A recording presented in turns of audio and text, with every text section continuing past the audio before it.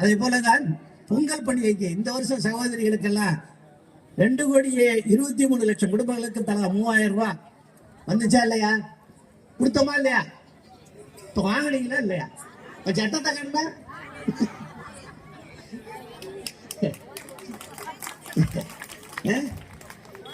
அதிமுக ஆட்சியும் கொடுத்தான் 1000 ரூபாய் பணமும் அரை கரும்பும் இல்ல ஒரு கரும்பை 4 வெட்டி கொடுத்தானா இல்லையா? கொடுத்தானா? இப்ப நாங்க எப்படி கொடுத்தோம்? முழு கரும்பா கொடுத்தோமா இல்லையா? அதை யாரும் தொடக்கூடாதுன்றாரு. எங்க ஆளு ஏதாவது அரை கரும்பு இந்த 4 அடிக்கு குறைஞ்சு வாங்கி கொடுத்தாங்கன்னா செல்லாதரான்னு சொல்லிவிட்டார் முதலமைச்சர்.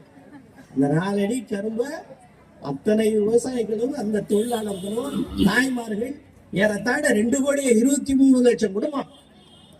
இந்த ஆட்சியில யாரு பயன்படல?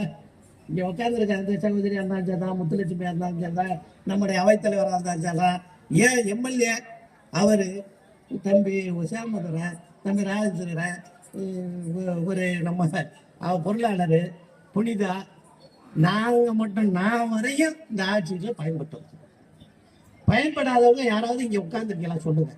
யாராவது ஒருத்தருக்கு எனக்கு இந்த ஆட்சியில எதுவும் செய்யலையா, எதுவுமே செய்யலையா அப்படின்னு யாராவது ஒருத்தர் ஏதாவது சொல்ல முடியுமா? அத்தனை பேர்களுக்கும் பார்த்து செய்து கொண்டிருக்கிற ஆட்சியை நடத்தி கொண்டிருக்கிற முதலமைச்சர் நம்முடைய முதலமைச்சர். அது மட்டும் இல்ல பெரியவர்களே,